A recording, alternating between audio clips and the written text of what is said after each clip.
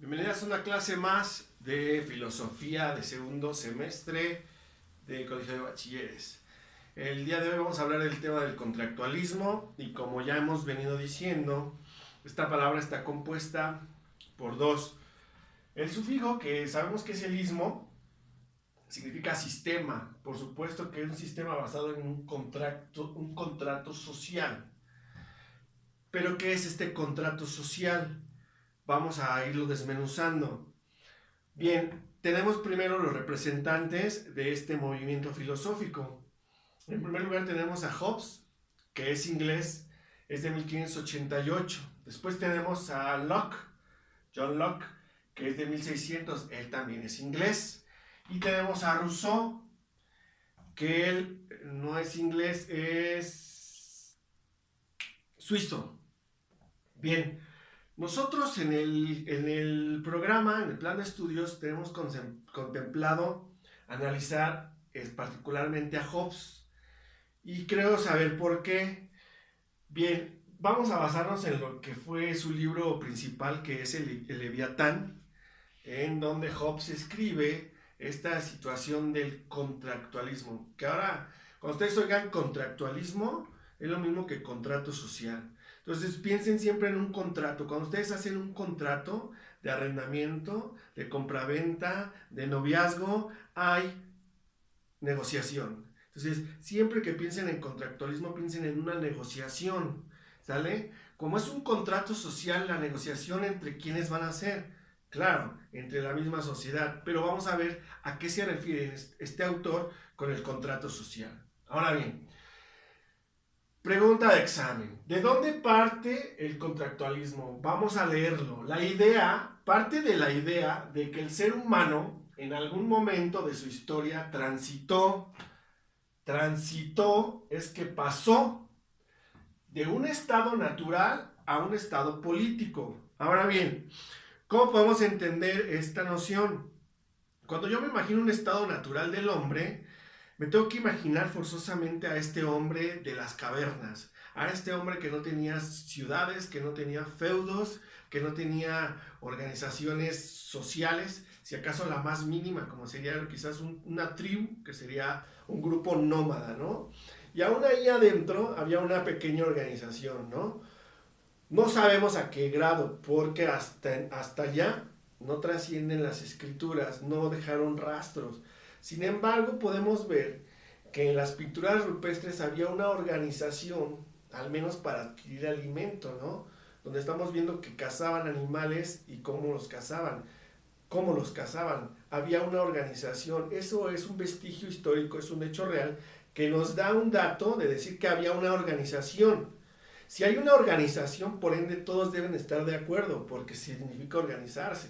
Entonces, partir de este estado natural, que digamos no podría ser más que el estado prehistórico, donde no había esta organización, al estado político, ya imaginen un estado político en 1588. Ya lo revisarán en sus clases de historia, pero aquí había una guerra en Inglaterra por el poder entre la corona y el parlamento, pero ese es otro tema. Ok, partiendo de eso no podemos decir cuándo fue que el hombre estuvo en su estado natural. Lo que sí podemos saber es cuándo es que ingresó al estado político. Sabemos que en Grecia, siglos antes de Cristo, 4 siglos antes de Cristo, ya había sistemas políticos y mucho antes había sistemas políticos. Entonces, realmente rastrear este estado natural del ser humano nos va a ser como muy difícil, pero solamente quiero que se imaginen este estado natural como un estado donde no había organización, un estado de libertad absoluta. ¿Qué es la libertad absoluta? Poder hacer lo que quisieras en el momento que quisieras. Recuerda que en aquella época, y estamos imaginando, donde no había el hombre, pues habíamos muy poquitos hombres, ¿no? Entonces todos andaban por todos lados, la naturaleza era de todos, y todos podían tomar lo que quisieran.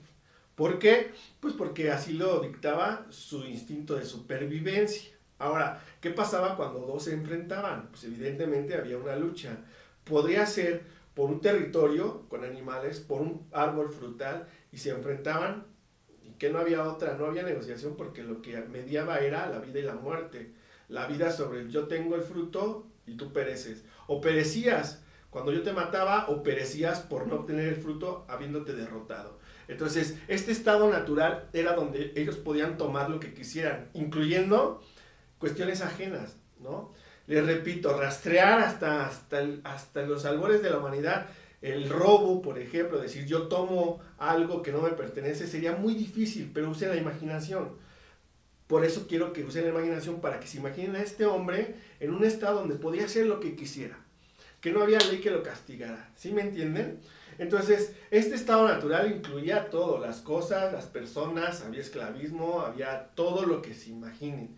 Entonces, tenía que mediar este estado natural, tenía que pasar a un estado político. El estado político habla de una polis, y la polis es una ciudad. Entonces, había una ordenanza, una organización. Entonces, esa es la idea central del contractualismo. Ahora, ¿por qué Hobbes? Bueno, pregunta de examen. Hobbes tenía una frase que es muy famosa para todos los que estudian política y por lo regular sociología. A los filósofos nos da igual el orden natural del bien y del mal, pero para ellos no. Hobbes pensaba que el hombre es el lobo del hombre. Ok, lobo, en un sentido estricto, sería como el depredador, el que se comía al hombre. Imaginen a Caperucita, ¿no? El hombre era el lobo del mismo hombre, entonces el que se come al hombre. ¿Por qué? Porque imaginen otra vez ese estado natural donde puedes llegar y tomar lo que fuera, aunque sea la vida de tu semejante. ¿Cómo voy a entender esto? Bien, leo para que entendamos y ahorita explico con ejemplos. Cada hombre es enemigo de cada hombre. Ahí está. Por el instinto. Los hombres viven sin otra seguridad, ojo aquí la palabra seguridad, que sus propias fuerzas. Fuerzas físicas, conejo. Y su propio ingenio. Obviamente, ¿no? Me queda claro de dónde vienen a agarrar una piedra cuando el sujeto es más grande que tú. Fuerzas contra ingenio. Esto los proveía de lo necesario. ¿Qué es lo necesario? Lo que hablábamos en unas clases anteriores, las necesidades básicas, que es comer y tomar agua para sobrevivir. Luego vienen las, digamos, esas son las primarias. Luego las secundarias, que es abrigarnos, vestirnos, para protegernos de las inclemencias del frío, y después guarecernos, buscar una guarida donde podamos guarecernos de la intemperie, donde tengamos que si está lloviendo, si está nevando, estamos seguros adentro, mientras los otros no. Imagínense las peleas por una cueva que pudiera soportar las inclemencias del clima, o sea, las inclemencias del tiempo. Imagínense, ¿no? Cómo había eso. Entonces, eso es lo que se debe entender cuando el hombre es el lobo del hombre. Para Hobbes, entonces, para Hobbes, el hombre es malo por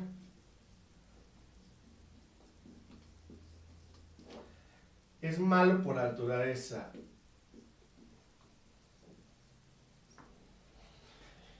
Y ya no estamos hablando de que se le metió el diablo, ni de que es un ser poseído por demonios, sino simplemente porque lo único que hace es sobrevivir.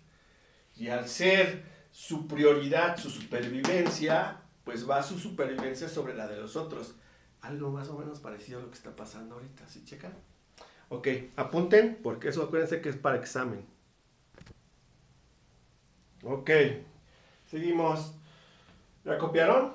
Ok, entonces, hablando de este tránsito, dice Hobbes, el orden político es el resultado de un contrato o convención. Convención, a lo mejor les suena esta palabra cuando dicen voy a ir a la convención, ¿no? De tal tema, de cómics, a la convención de autos viejos, a la convención. Quiere decir que esta palabra viene de otra que es convencer. ¿Y qué es convencer? Alguien que vence a otro con argumentos. Yo te voy a convencer a ti que esto que yo digo es lo mejor. Entonces, esta convención es el resultado, el orden político, perdón, es el resultado de una convención que adoptan de una decisión tomada libremente. Esta palabra es muy importante en este tema porque en juego está la libertad. ¿Recuerdan este ser natural que era libre? Que andaba como perrito sin correa en el campo tomando todo lo que quiera. Bueno, esta libertad va a jugar un papel muy importante en el tema. Entonces, ¿por qué? Porque la sociedad toma convencida libremente una decisión y eso es lo que fundamenta las bases del poder civil. Ahorita vamos a llegar al poder civil. El poder civil ya lo conocen, pero ahorita como que les ha de hacer ruido. Bueno, entonces, ¿qué sucede aquí? Entonces, los sujetos se reúnen y dicen, bueno, ya estamos hartos de que tanta confrontación no nos deje vivir en paz. Todo el tiempo es estar peleando y peleando y a ver quién me atraviesa una lanza, una flecha, me roban mi vaca, mi borrego, se llevan a mis hijos, mi esposa. O sea, está horrible. Hay que poner hay que hacer una convención, nos juntamos, hacemos team back y decimos a ver qué vamos a hacer. Entonces, aquí lo que vamos a entender es que cuando el hombre está en estado natural, miren, aquí lo dibujé,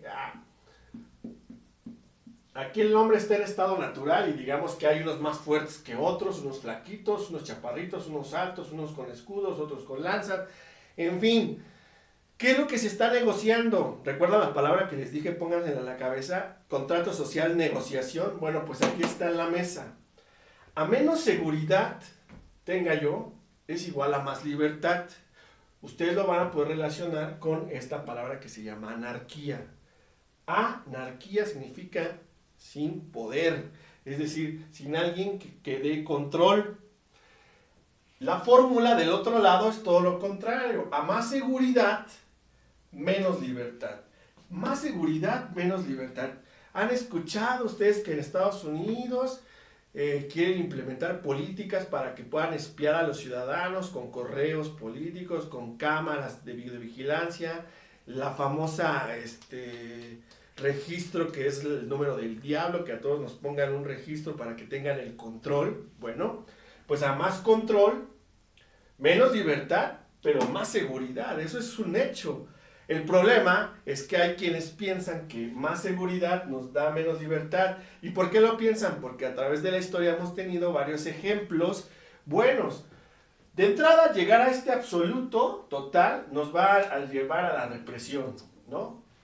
Como en Estados Unidos. Tú no le puedes decir como aquí a los policías de tránsito, oiga, que por qué, porque en ese momento te ponen un guantazo al piso y vas detenido, ¿eh? Aquí sí, les mientan la madre, los patean, les avientan agua, las mujeres les pegan a los patrulleros, son una bola de groseros, porque no respetan la ley y cuando se las hacen ver, se hacen los, ay, ¿por qué?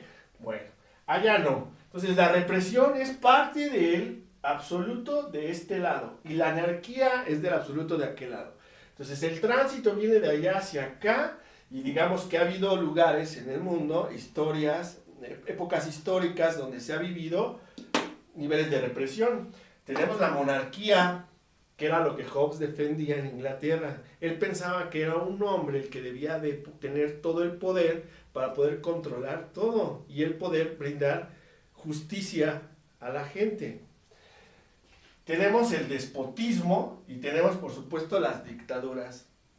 Entonces, estos sistemas políticos lo que te dicen es que si a una persona que va a ejercer el poder se le ocurre no pensar con justicia y simplemente pensar con las entrañas, es decir, hacer lo que se le antoja, tiene a su servicio el poder para reprimir cualquier movilización. Hay un mito que, bueno, no sé si sea mito, digamos que cuando tú investigas, por ejemplo, en la Edad Media, si te podías meter tú a conseguir comida en un bosque y cazabas a un ciervo, por ejemplo, y te llegaba a ver la Guardia Real, te condenaban a muerte. Porque cazar en terrenos del rey, pero como todo era del rey, implicaba robo, implicaba... Entonces estabas condenado a morir. Aunque tú te estuvieras muriendo de hambre, aunque nada más cazaras un conejo para tu familia, eso implicaba. Entonces, chéquense esto. Otro ejemplo que les pongo, siempre recuerdan, es que uso películas. por ejemplo, han visto lo de la película de Robin Hood, pero la de animación, donde es la víbora, ¿no? Y el león, que son los que tienen pero bien asoleado al reino, y todos los animalitos vestidos ya con ropas rasgadas, todos jodidos y apenas guardándose una moneda y todo se los quitaba, ¿no? Porque ya es la idea de tener este poder, este control. ¿Por qué? Porque ¿a quién tengo a la mano? ¿Por qué una sola persona se puede volver tan poderosa? Si somos más, ¿no? ¿Ah? Y viene esta pregunta. Entonces, si yo estoy brindando mi libertad, es más, te voy a dar mi libertad, me quedo sin libertad, pero me vas a dar más seguridad. ¿Quién la va a hacer? Pues todos en la convención decimos que la haga el más fuerte, ¿no? El mamey. Pues vas a ser tú vas a ser el ejército. Tú y una bola de cuates tuyos que están bien fuertes, a cambio de que tú nos cuides de otras tribus, nosotros te vamos a alimentar. Y entonces tú vas a poder dedicarte a entrenar, a hacer cosas del ejército mientras tú nos resguardas, ¿no? Eso pasaba mucho en Esparta, por ejemplo. Pero este ejército no se lo imaginen como ahorita el ejército de ahora, ¿no? Imagínense el ejército el ejército romano, aquellos que eran miles y miles de hombres que iban en busca de conquistas, ¿no? Gracias a la ceguera de un sujeto, de un monarca, ¿no? Está Napoleón, ahí está Hitler, hay varios. ¿Por qué? Porque los convencían, eran convencidos. Este ejército era convencido de que lo que quería hacer su líder era lo mejor para ellos. Claro, había recompensas económicas, por supuesto. Entonces, ¿quién brinda la seguridad? El ejército, ¿no? En un primer momento surge así esta palabra como el ejército o guardia, que son los guardianes de la tribu, y a partir de ahí, pues, etcétera. Luego el ejército, obviamente, va a ser el que va a fundamentar las bases de este poder civil. A eso le vamos a conocer nosotros como el famoso Estado. ¿Han escuchado pugnas en marchas sociales donde fue el Estado el que los mató? Bueno, el Estado le echan la culpa al ejército. Pero obviamente el ejército no se manda solo. Arriba de él ven un capitán, luego un comandante, un general, y el comandante que sería el presidente, y el presidente es el ejecutivo, y el ejecutivo es parte del Estado. Entonces es una serie de entramados políticos en donde echarle la culpa al Estado suena fácil. Sin embargo, en el Estado moderno en el que vivimos no es tan sencillo culpar al Estado, porque el Estado del cual nosotros dependemos, y me refiero a los maestros de educación pública, es un Estado que le vamos a llamar o le vamos a conocer como Estado benefactor. Aquel que te brinda a cambio de tus impuestos toda una serie de cuestiones. Por ejemplo, te brinda seguridad social. Todos los que trabajan y tienen seguro social a cambio de impuestos tienen, ellos y sus familias, seguridad médica. Sí, que no es la mejor, sí, pero en Estados Unidos si no tienes para pagar te mueres por un dolor de cabeza, se acabó. Aquí al menos te pueden ayudar a decirte qué tienes y quizás tú puedes conseguir los medicamentos. Eso es en un caso muy extremo, pero yo nunca he conocido a nadie que no le den un medicamento en el seguro social. Quizás para enfermedades muy graves puede ser. Luego, seguridad económica. Ese es un gran problema porque el Estado debería de garantizar una seguridad económica. Sin embargo, cuando el Estado es inundado por algo que se le conoce como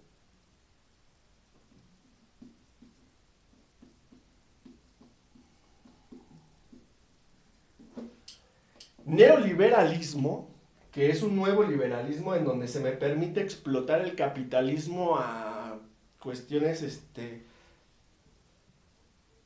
de capacidades completamente mundiales, internacionales, universales. Es decir, si yo quiero hacer una empresa gigantesca, puedo usar el neoliberalismo y hablar con muchos estados para que me den de sus gentes a cambio de dinero. Es decir, el neoliberalismo es el capitalismo a lo bruto, a lo bestia, a lo salvaje, ¿no?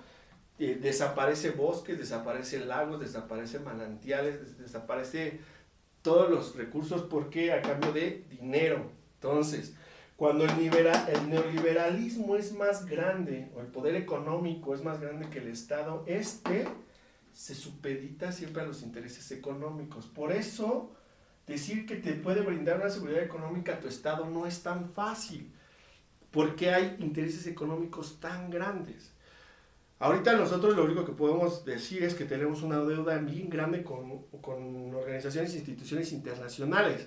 Y eso nos hace que no podamos ser independientes, ¿me entiende? Aún así, el presidente que está ahorita está haciendo un experimento social. Vamos a ver a dónde lo lleva, pero al menos ya no está de alguna manera robando a lo cínico, a lo hipócrita como los otros gobiernos. Entonces, seguridad física, por supuesto que es la policía de tu cuadra. Si tú estás en la calle y estás tomando una cerveza y viene la policía y te levanta y sale toda la cuadra y a ver, malditos puercos, ¿por qué se lo lleva? No estaba haciendo nada. Quitémonos de tonterías. Tomar en la calle es una falta. Y si tú faltas a un contrato que tú tienes conmigo, porque yo también soy parte de esa sociedad y yo digo, sí, yo no quiero, a mí no me gusta que tomen en la calle porque se orinan en la calle, porque luego apesta, porque trae enfermedades, etcétera, etcétera. Y tú puedes decir, bueno, es que en mi colonia todos se orinan, todos mean y todos toman en la calle. Pero cuando les pasa algo, cuando alguien entra ahí, cuando alguien mata, cuando alguien atropella, cuando alguien sufre un accidente, sí necesitas de una ambulancia, de bomberos, de policías que paren el tráfico, de policías que agarren al ratero, cuando es un asesino más fuerte que ustedes. Entonces, no me vengan a decir que ahorita no necesitan al Estado porque son autosuficientes, porque eso no es cierto, eso no existe. Y menos ahorita en esta época, ¿vale? Entonces, para cerrar, ¿por qué Leviatán? Tiene que ver con el monstruo que ustedes vieron en la película de Jack Sparrow, Los Piratas del Caribe, que es este monstruo de muchos tentáculos. ¿Por qué? Porque vean todo lo que abarca el monstruo del Estado. El Estado abarca todo. Entonces, tiene que abarcar todo eso porque es el poder más grande que hay. Nosotros estamos fundamentando ese poder. ¿Por qué? Porque a nosotros nos gusta vivir en paz. El Estado al que nosotros queremos llegar al buscar esta seguridad no es tampoco una represión, pero tampoco queremos total anarquía. Es un estado de paz. Paz y bienestar. Necesito bienestar. ¿Sale? Entonces, apúntenle, de aquí van a salir las preguntas para el examen y cualquier duda, por favor, háganmela llegar por inbox en el Facebook o aquí en los comentarios poniéndole su nombre y grupo, porque es importante que participen, porque eso lo voy a tomar en cuenta para la calificación. ¿Sale? Nos vemos, chavos.